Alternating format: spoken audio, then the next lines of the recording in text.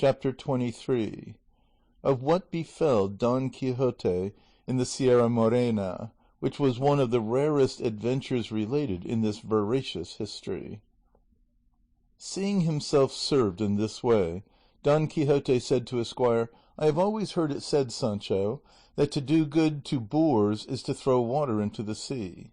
If I had believed thy words, I should have avoided this trouble, but it is done now. It is only to have patience and take warning from this for the future."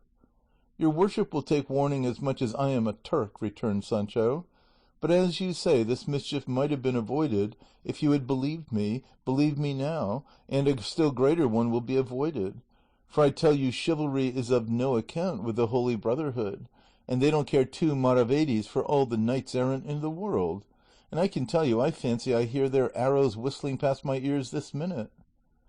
"Thou art a coward by nature, Sancho," said Don Quixote; "but lest thou shouldst say I am obstinate, and that I never do as thou dost advise, this once I will take thy advice, and withdraw out of reach of that fury thou so dreadest; but it must be on one condition, that never in life or in death thou art to say to any one that I retired or withdrew from this danger out of fear, but only in compliance with thy entreaties.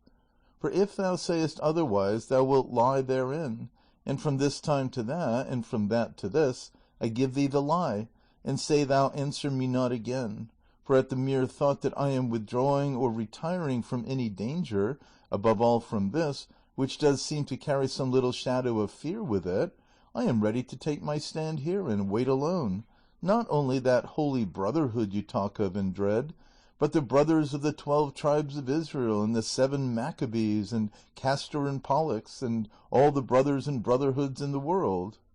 "Señor," replied Sancho, "to retire is not to flee, and there is no wisdom in waiting when danger outweighs hope, and it is the part of wise men to preserve themselves today for tomorrow, and not risk all in one day. And let me tell you, though I am a clown and a boor, I have got some notion of what they call safe conduct; so repent not of having taken my advice, but mount Rocinante if you can, and if not I will help you, and follow me, for my mother wit tells me we have more need of legs than hands just now."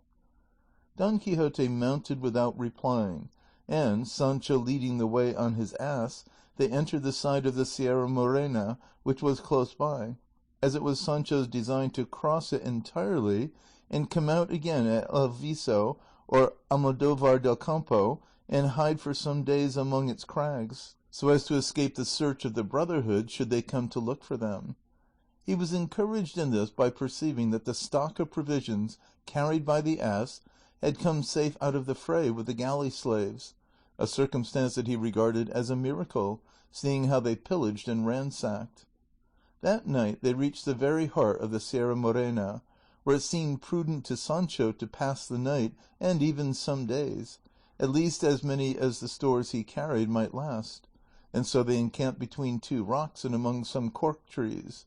But fatal destiny, which according to the opinion of those who have not the light of the true faith directs, arranges, and settles everything in its own way, so ordered it that Gines de Pasamonte, the famous knave and thief, who by the virtue and madness of Don Quixote had been released from the chain, driven by fear of the Holy Brotherhood, which he had good reason to dread, resolved to take hiding in the mountains, and his fate and fear led him to the same spot to which Don Quixote and Sancho Panza had been led by theirs, just in time to recognize them and leave them to fall asleep. And as the wicked are always ungrateful, and necessity leads to wrongdoing, and immediate advantage overcomes all considerations of the future, Gines, who was neither grateful nor well principled, made up his mind to steal Sancho Panza's ass,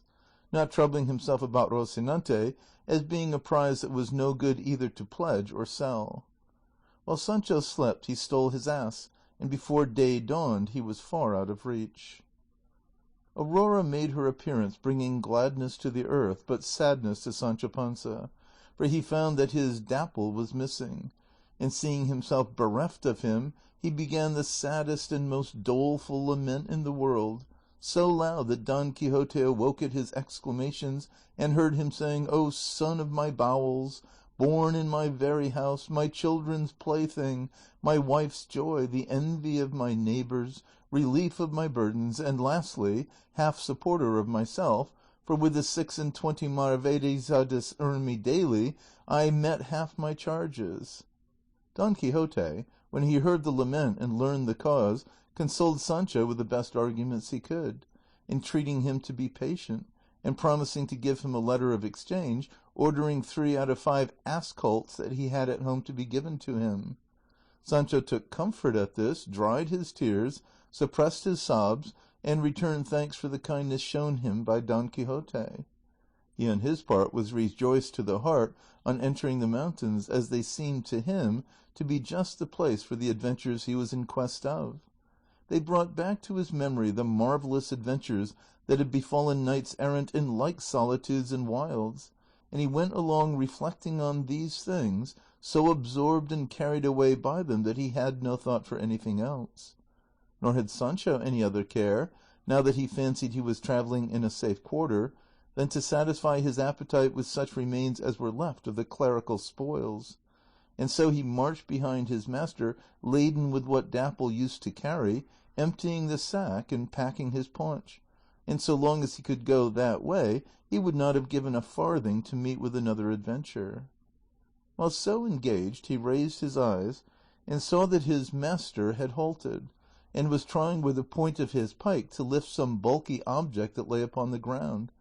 on which he hastened to join him and help him if it were needful, and reached him just as with the point of the pike he was raising a saddle pad with a valise attached to it, half or rather wholly rotten and torn.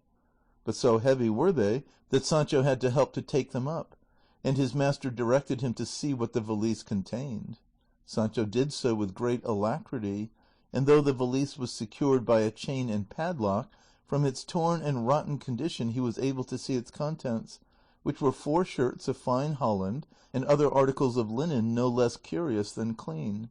And in a handkerchief he found a good lot of gold crowns, and as soon as he saw them he exclaimed, "Blessed be all heaven for sending us an adventure that is good for something." Searching further he found a little memorandum book richly bound. This Don Quixote asked of him, telling him to take the money and keep it for himself. Sancho kissed his hands for the favour, and cleared the valise of its linen, which he stowed away in the provision sack. Considering the whole matter, Don Quixote observed, "It seems to me, Sancho, and it is impossible it can be otherwise, that some strayed traveller must have crossed the Sierra and been attacked and slain by footpads, who brought him to this remote spot to bury him." "That cannot be," answered Sancho, "because if they had been robbers they would not have left this money." "Thou art right," said Don Quixote, "and I cannot guess or explain what this may mean. But stay, let us see if in this memorandum book there is anything written by which we may be able to trace out or discover what we want to know." He opened it, and the first thing he found in it, written roughly but in a very good hand, was a sonnet, and reading it aloud that Sancho might hear it, he found that it ran as follows: Sonnet. Or love is lacking in intelligence, or to the height of cruelty attains, or else it is my doom to suffer pains beyond the measure due to my offence. But if love be a god, it follows thence that he knows all, and certain it remains no god loves cruelty. Then who ordains this penance that enthralls while it torments? It were a falsehood, Chloe, thee to name. Such evil with such goodness cannot live, and against heaven I dare not charge the blame, I only know it is my fate to die. To him who knows not whence his malady, a miracle alone a cure can give. There is nothing to be learned from that rhyme, said Sancho, unless by that clue there is in it one may draw out the ball of the whole matter. What clue is there? Said Don Quixote. I thought your worship spoke of a clue in it, said Sancho. I only said Chloe, replied Don Quixote, and that, no doubt, is the name of the lady of whom the author of the sonnet complains. In faith, he must be a tolerable poet, or I know little of the craft. Then your worship understands rhyming too, said Sancho. And better than thou thinkest, replied Don Quixote, as thou shalt see when thou carriest a letter written in verse from beginning to end to my lady Dulcinea del Toboso. For I would have thee know, Sancho, that all or most of the knights errant in days of yore were great troubadours and great musicians, for both of these accomplishments, or more properly speaking gifts, are the peculiar property of lovers errant. True it is that the verses of the knights of old have more spirit than neatness in them. Read more, your worship, said Sancho, and you will find something that will enlighten us. Don Quixote turned the page and said, "This is prose and seems to be a letter." "A correspondence letter, señor?" asked Sancho. "From the beginning it seems to be a love letter," replied Don Quixote. "Then let your worship read it aloud," said Sancho, "for I am very fond of these love matters." "With all my heart," said Don Quixote, and reading it aloud as Sancho had requested him, he found it ran thus: "Thy false promise and my sure misfortune carry me to a place whence the news of my death will reach thy ears before the words of my complaint. Ungrateful one, thou hast rejected me for one more wealthy, but not more worthy. But if virtue were esteemed wealth, I should neither envy the fortunes of others nor weep for misfortunes of my own. What thy beauty raised up, thy deeds have laid low. By it I believe thee to be an angel, by them I know thou art a woman. Peace be with thee who hast sent war to me, and heaven grant that the deceit of thy husband be ever hidden from thee, so that thou repent not of what thou hast done, and I reap not of revenge I would not have." When he had finished the letter, Don Quixote said, "There is less to be gathered from this than from the verses, except that he who wrote it is some rejected lover." And turning over nearly all the pages of the book, he found more verses and letters, some of which he could read, while others he could not, but they were all made up of complaints, laments, misgivings, desires and aversions, favors and rejections, some rapturous, some doleful. While Don Quixote examined the book, Sancho examined the valise, not leaving a corner in the whole of it, or in the pad that he did not search, peer into, and explore, or seam that he did not rip, or tuft of wool that he did not pick to pieces, lest anything should escape for want of care and pains. So keen was the covetousness excited in him by the discovery of the crowns, which amounted to near 100, and though he found no more booty, he held the banquet flights, balsam vomits, stake benedictions, carriers' fisticuffs, missing alforjas, stolen coat, and all the hunger, thirst, and weariness he had endured in the service of his good master, cheap at the price, as he considered himself more than fully indemnified for all by the payment he received in the gift of the treasure trove. The Knight of the Rueful Countenance was still very anxious to find out who the owner of the valise could be, conjecturing from the sonnet and letter, from the money in gold, and from the fineness of the shirts, that he must be some lover of distinction, whom the scorn and cruelty of his lady had driven to some desperate course. But as in that uninhabited and rugged spot there was no one to be seen of whom he could inquire, he saw nothing else for it but to push on, taking whatever road Rocinante chose, which was where he could make his way, firmly persuaded that among these wilds he could not fail to meet some rare adventure. As he went along then, occupied with these thoughts, he perceived on the summit of a height that rose before their eyes a man who went springing from rock to rock and from tussock to tussock with marvellous agility. As well as he could make out, he was unclad, with a thick black beard, long tangled hair, and bare legs and feet. His thighs were covered by breeches apparently of tawny velvet, but so ragged that they showed his skin in several places. He was bareheaded, and notwithstanding the swiftness with which he passed, as has been described, the Knight of the Rueful Countenance observed and noted all these trifles, and though he made the attempt, he was unable to follow him, for it was not granted to the feebleness of Rocinante to make way over such rough ground, he being, moreover, slow-paced and sluggish by nature. Don Quixote at once came to the conclusion that this was the owner of the saddle-pad and of the valise, and made up his mind to go in search of him, even though he should have to wander a year in those mountains before he found him. And so he directed Sancho to take a short cut over one side of the mountain, while he himself went by the other, and perhaps by this means they might light upon this man who had passed so quickly out of their sight. "I could not do that," said Sancho, "for when I separate from your worship, fear at once lays hold of me, and assails me with all sorts of panics and fancies. and let what I now say be a notice that from this time forth I am not going to stir a finger's length from your presence."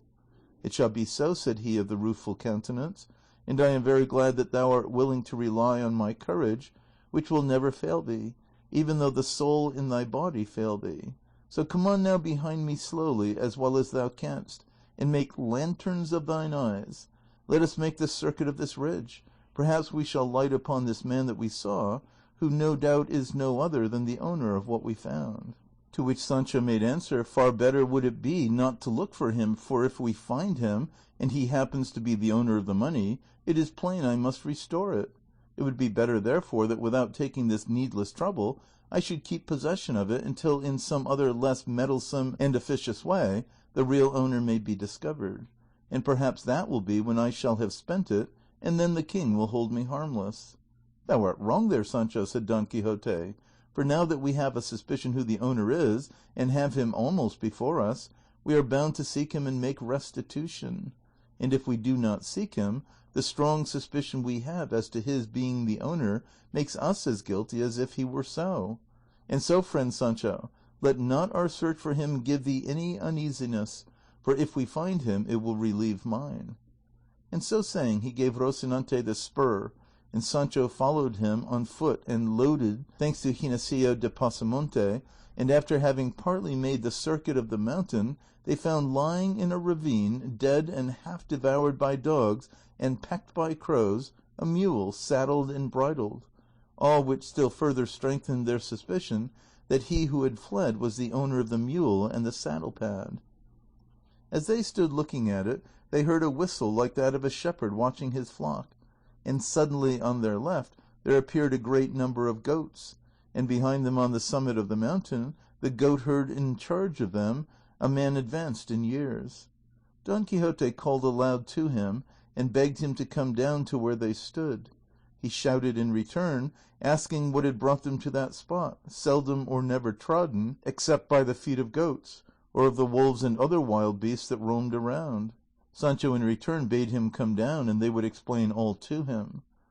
The goatherd descended, and reaching the place where Don Quixote stood, he said, "I will wager you are looking at that hack mule that lies dead in the hollow there, and, faith, it has been lying there now these 6 months. Tell me, have you come upon its master about here?" "We've come upon nobody," answered Don Quixote, "nor on anything except a saddle pad and a little valise that we found not far from this."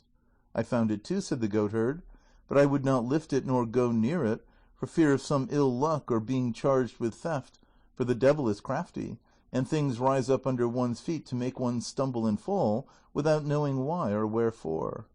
"That's exactly what I say," said Sancho. "I found it too, and I would not go within a stone's throw of it. There I left it, and there it lies just as it was, for I don't want a dog with a bell." "Tell me, good man," said Don Quixote, "do you know who is the owner of this property?" "All I can tell you," said the goatherd, "is that about 6 months ago, more or less, there arrived at a shepherd's hut 3 leagues, perhaps, away from this, a youth of well-bred appearance and manners, mounted on that same mule which lies dead here, and with the same saddle pad and valise which you say you found and did not touch. He asked us what part of this sierra was the most rugged and retired. We told him that it was where we now are, and so in truth it is, for if you push on half a league farther, perhaps you will not be able to find your way out.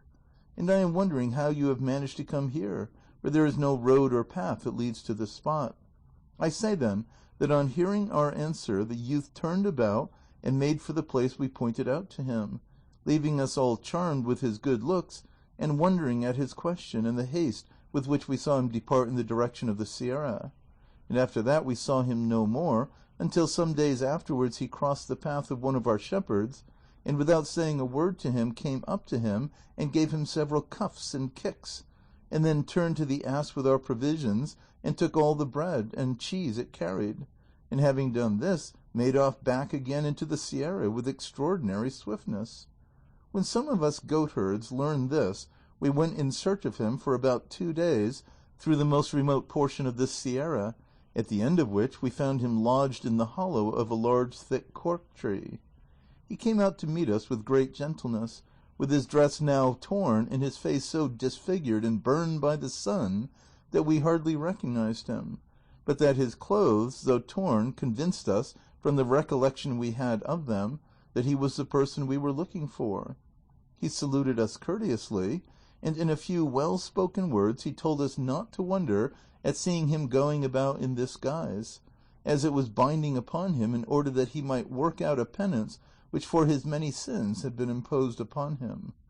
We asked him to tell us who he was, but we were never able to find out from him. We begged of him, too, when he was in want of food, which he could not do without, to tell us where we should find him, as we would bring it to him with all good will and readiness, or, if this were not to his taste, at least to come and ask it of us, and not take it by force from the shepherds. He thanked us for the offer, begged pardon for the late assault, and promised for the future to ask it in God's name without offering violence to anybody. As for fixed abode, he said he had no other than that which chance offered wherever night might overtake him, and his words ended in an outburst of weeping so bitter that we who listened to him must have been very stones had we not joined him in it, comparing what we saw of him the first time with what we saw now. For, as I said, he was a graceful and gracious youth, and in his courteous and polished language showed himself to be of good birth and courtly breeding, and rustics as we were that listened to him, even to our rusticity his gentle bearing sufficed to make it plain. But in the midst of his conversation he stopped and became silent,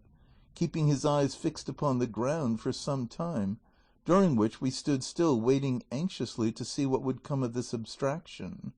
and with no little pity, for from his behaviour, now staring at the ground with fixed gaze and eyes wide open without moving an eyelid, again closing them, compressing his lips and raising his eyebrows, we could perceive plainly that a fit of madness of some kind had come upon him,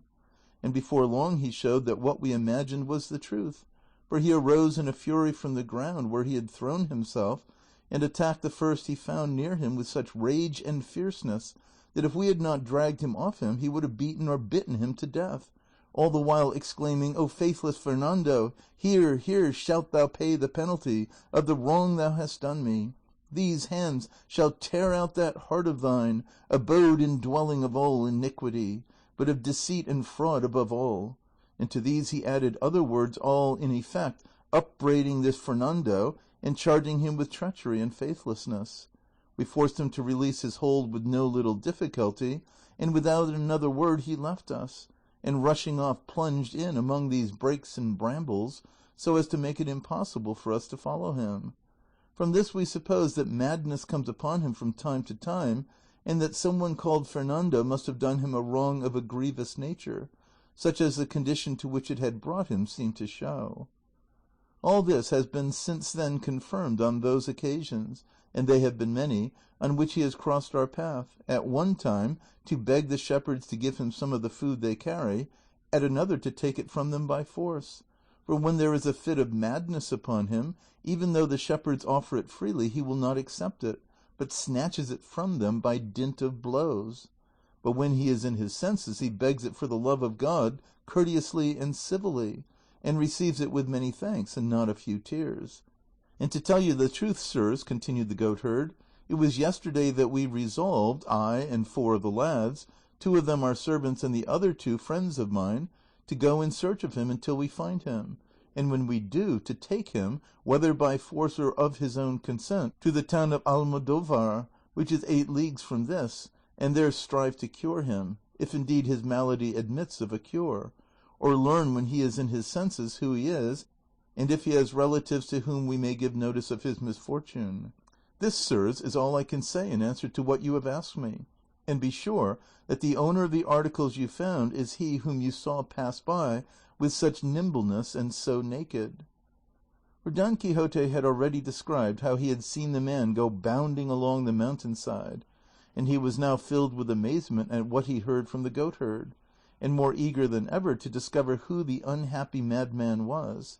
and in his heart he resolved, as he had done before, to search for him all over the mountain, not leaving a corner or cave unexamined until he had found him. But chance arranged matters better than he expected or hoped, for at that very moment, in a gorge on the mountain that opened where they stood, the youth he wished to find made his appearance, coming along talking to himself in a way that would have been unintelligible near at hand, much more at a distance. His garb was what has been described, save that as he drew near, Don Quixote perceived that a tattered doublet which he wore was amber-scented, from which he concluded that one who wore such garments could not be of very low rank. Approaching them, the youth greeted them in a harsh and hoarse voice, but with great courtesy. Don Quixote returned his salutation with equal politeness, and dismounting from Rocinante, advanced with well-bred bearing and grace to embrace him, and held him for some time close in his arms, as if he had known him for a long time. The other, whom we may call the ragged one of the sorry countenance, as Don Quixote was of the rueful, after submitting to the embrace, pushed him back a little, and placing his hands on Don Quixote's shoulders, stood gazing at him, as if seeking to see whether he knew him, but less amazed perhaps at the sight of the face, figure, and armor of Don Quixote than Don Quixote was at the sight of him. To be brief, the first to speak after embracing was the ragged one, and he said what will be told farther on.